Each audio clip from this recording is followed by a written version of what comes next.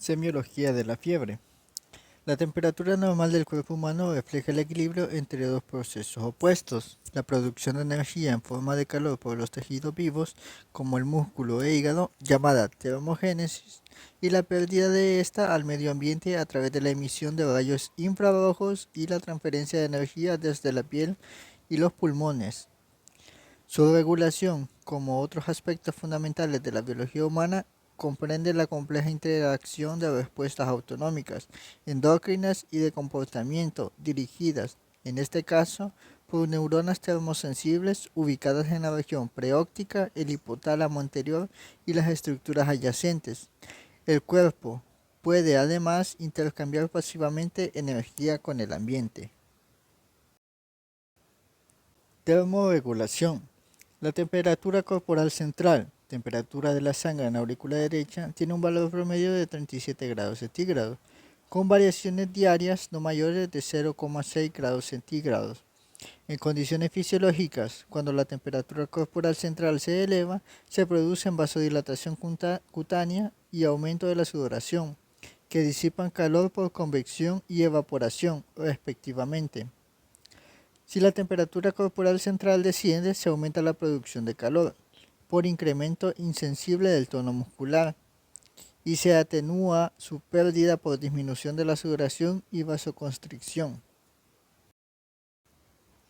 Los mecanismos de termorregulación, si bien están regidos por el sistema nervioso central, son involuntarios y automáticos. Permiten que la temperatura corporal desarrolle cambios diurnos y previsibles, lo que conocemos como ritmo circadiano, que van desde los 36 grados centígrados al amanecer hasta casi 37,5 grados centígrados al caer la tarde. Este ritmo circadiano se adquiere en los primeros meses de vida y se conserva para siempre. En la práctica asistencial se utilizan referencias periféricas de la temperatura corporal central. La temperatura corporal promedio normal de los adultos sanos, medida en la cavidad bucal, es de 36,8 más o menos 0,4 grados centígrados. Existen diferencias en los valores, de acuerdo con el territorio anatómico que se emplea la medición. Así, la temperatura rectal es 0,3 grados centígrados superior a la obtenida en el mismo momento en la cavidad oral, y esta a su vez excede en 0,6 grados centígrados a la registrada simultáneamente en la axila. El término fiebre define a la elevación regulada de la temperatura corporal por encima de los valores normales, mayor a 37,5 grados centígrados en la cavidad oral, debido a la reprogramación de los centros termorreguladores hipotalámicos, mediada por citocinas, en respuesta a un estímulo perogénico exógeno, capaz de producir calor. En función del ciclo circadiano, deben considerarse como fiebre los registros matinales mayor a 37,2 grados centígrados y los vespertinos mayor a 37,7 grados centígrados. Cuando la fiebre es muy elevada, mayor a 41,5 grados centígrados, se designa como hiperpirexia. En la fiebre, la temperatura corporal se eleva como resultado de una respuesta homeostática intacta, conocida como hipertermia. Los pacientes añosos y los que tienen un deterioro de la función cardíaca y shock tienden a tener una temperatura corporal normal más baja que los adultos jóvenes. Así, una temperatura oral mayor a 37,2 grados centígrados o una temperatura rectal mayor a 37,9 grados centígrados debería considerarse fiebre en el geronte. El término hipotermia define la temperatura corporal central menor a 35 grados centígrados.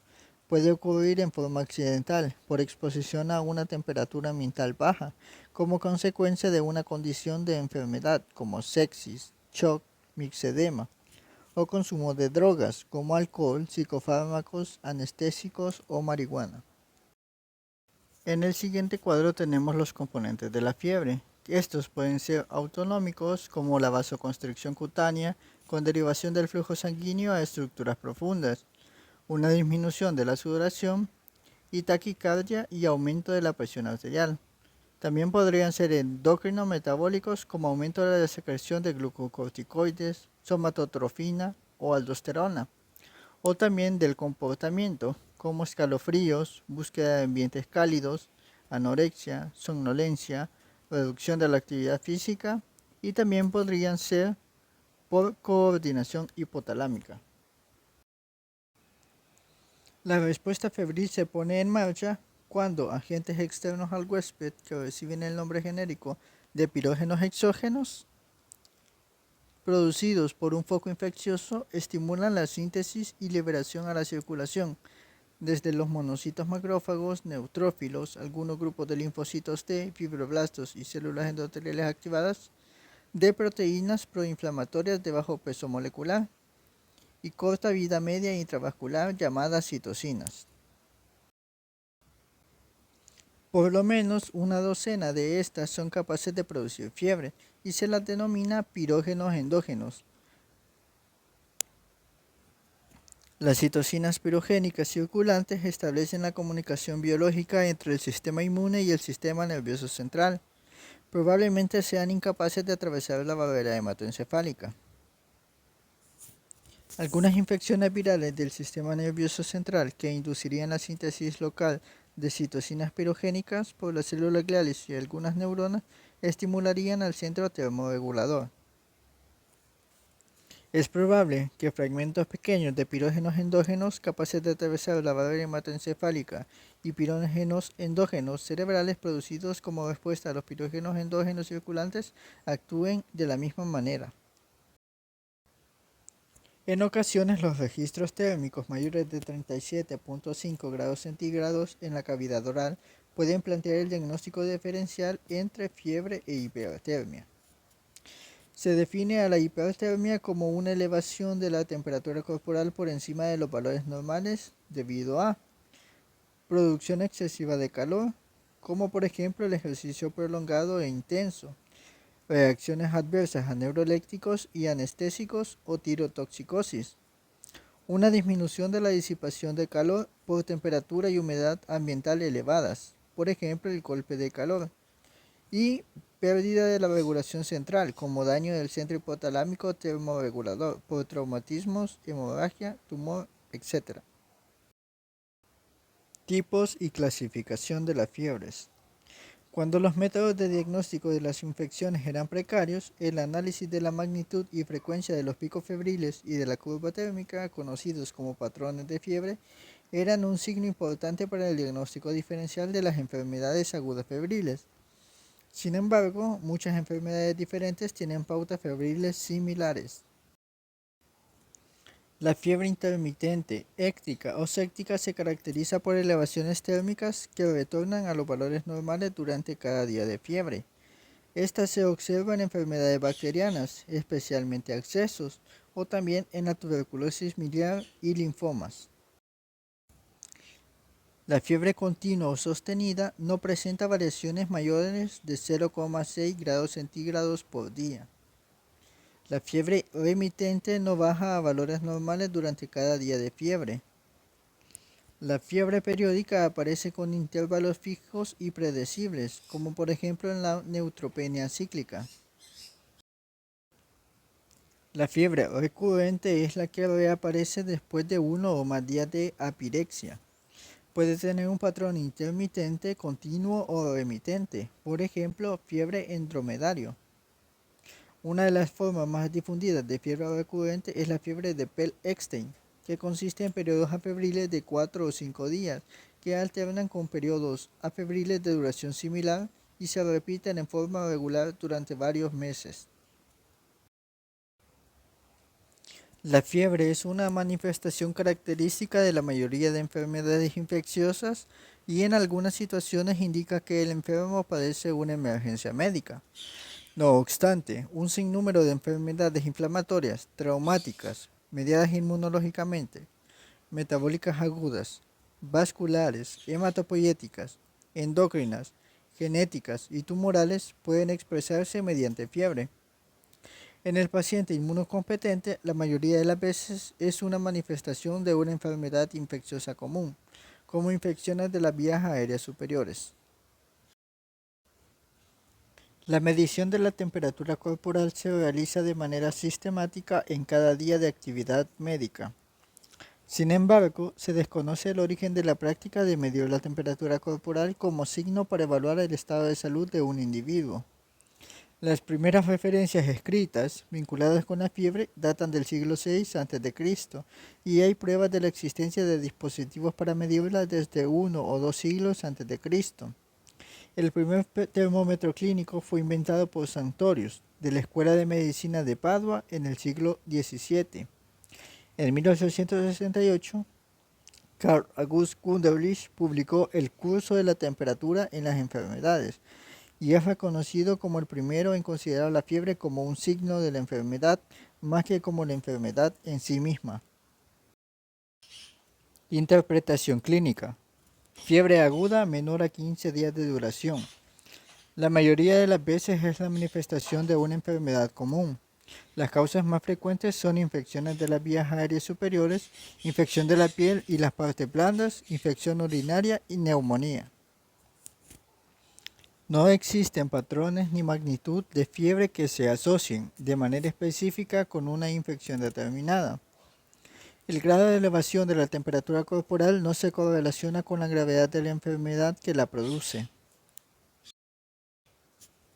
Es frecuente que en algunos enfermos inmunocompetentes con fiebre aguda no pueda formularse un diagnóstico de certeza en la primera consulta. Habida cuenta de que en general evolucionarán en forma satisfactoria, puede adoptarse una de las dos conductas siguientes: una vigilancia cercana a la espera de la aparición de síntomas y o signos diagnósticos, y una ampliación de la investigación, evitando el exceso de pruebas auxiliares costosas, a la vez que se solicitan hemograma, sedimento de orina, transaminasas, eritrosedimentación y una radiografía de tórax de frente y de perfil. La fiebre prolongada es la que dura más de 15 días, independientemente de que se conozca su etiología. La utilidad clínica del concepto de fiebre prolongada es relativa. No debe confundirse con la fiebre de origen desconocido. La fiebre de origen desconocido se define como una situación de enfermedad febril caracterizada por una duración de por lo menos 3 semanas, una temperatura mayor o igual a 38.3 grados centígrados en por lo menos 3 ocasiones, y la imposibilidad de lograr un diagnóstico etiológico después de una semana de evaluación con el paciente internado. Dentro de las fiebres de origen desconocido tenemos la fiebre de origen desconocido clásica, la cual está definida por los criterios expuestos anteriormente. La fiebre de origen desconocido nosocomial está caracterizada por fiebre igual o mayor de 38,3 grados centígrados que aparece en varias ocasiones en un paciente internado que no tenía una infección presente o en periodo de incubación a su ingreso, y en la que no se establece un diagnóstico etiológico después de 3 días de estudios, que debe incluir una incubación de los cultivos, sangre y orina durante al menos 2 días. La fiebre de origen desconocido neutropénica consiste en fiebre mayor o igual a 38.3 grados centígrados en varias ocasiones en un enfermo neutropénico con un recuento de neutrófilos menor o igual a 500 por milímetro cúbico o en riesgo de disminución por debajo de este nivel en 1 o 2 días, sin evidencias clínicas de foco infeccioso después de 3 días y con cultivos negativos incubados al menos durante 2 días. Fiebre de origen desconocido asociada con el VIH. Es quizás el mejor aporte de esta nueva clasificación y se expresa por fiebre mayor o igual a 38.3 grados centígrados en varias ocasiones en un enfermo con serología positiva para VIH que dura más de 4 semanas en el paciente ambulatorio o más de 3 días en el internado, y en la que no se logra un diagnóstico etiológico después de 3 días de internación, a pesar de los estudios adecuados que incluyen al menos 2 días de incubación de los cultivos. La fiebre de origen desconocido, asociada con el VIH, aparece en la etapa avanzada de la inmunodepresión, con recuentos promedios de linfocitos CD4T muy bajos, entre 40 a 160 por milímetro cúbico. Fiebre de un paciente inmunocomprometido. Puede ser la manifestación más importante y muchas veces la única de una infección potencialmente mortal que, Además, puede ser difícil de diagnosticar. Cuando la inmunosupresión es profunda y prolongada, estos enfermos pueden tener graves infecciones locales o sistémicas, en ausencia de fiebre. El enfoque del paciente inmunocomprometido febril deberá basarse en el conocimiento de el tipo, duración y gravedad del defecto inmunológico, y los microorganismos y los territorios anatómicos específicos que con más frecuencia resultan involucrados en las complicaciones infecciosas de cada tipo de inmunodeficiencia. En el siguiente cuadro se muestran causas de fiebre de origen desconocido clásica en adultos. Entre las más comunes, las infecciones tenemos la tuberculosis miliar o extrapulmonar, además de accesos abdominales o pelvianos, endocarditis infecciosa, osteomielitis o infección de vías urinarias. También tenemos las de tipo neoplasia, entre los más comunes el linfoma Hodgkin y no Hodgkin, las leucemias agudas no linfoblásticas, el carcinoma renal y metástasis hepáticas. En las enfermedades del colágeno tenemos la enfermedad de Still del adulto, arteritis de células gigantes, polimialgia reumática y otras causas como los fármacos, que son prácticamente cualquiera e independiente del tiempo de utilización, enfermedad inflamatoria intestinal, sarcoidosis, enfermedad tromboembólica venosa, hematomas intraabdominales o retroperitoneales.